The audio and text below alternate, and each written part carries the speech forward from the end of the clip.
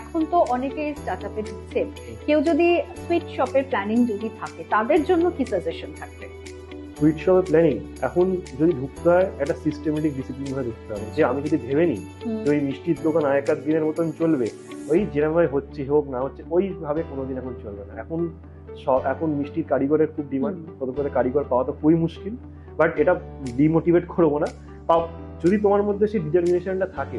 আর একদিনে হার মেনে গেলে হবে না, এটা খুব ইম্পর্টেন্ট।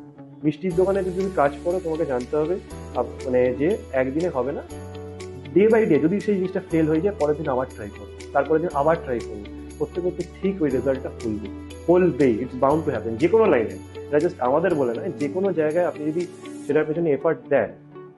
একটা কথা আছে না, বলে না যে আপনি যতবার জীবনে ফেল হবেন ততবার আপনি আবার গ্রো করবেন। ফেল যদি না হয় জীবনে কেউ গ্রো করতে পারবে না। এটা হচ্ছে সত্যি কথা। আমি যখন ডাব সন্দেশটা আমরা বানাচ্ছিলাম, ডাব সন্দেশ একবার আমাদের হয়নি।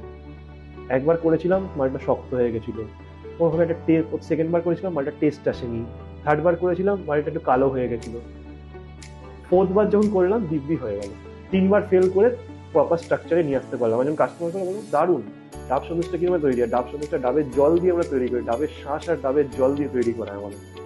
অরিজিনাল ডাবের শাঁস আর ডাবের জল দিয়ে আমরা সন্দেশটাকে তৈরি করেছিলাম। ওরকম করে ডাব সন্দেশটা আমি কাস্টমারকে খাওয়াই, কাস্টমারকে বলছি এরকম সন্দেশ হতে পারে নাকি? একটা মানে ভেতরে সন্দেশটা এত সুন্দরভাবে জেলাটিনের মধ্যে স্টাফড, মানে কেউ ইমাজিনই করতে পারেনি যে বাংলায় এরকম সন্দেশ তৈরি হতে পারে।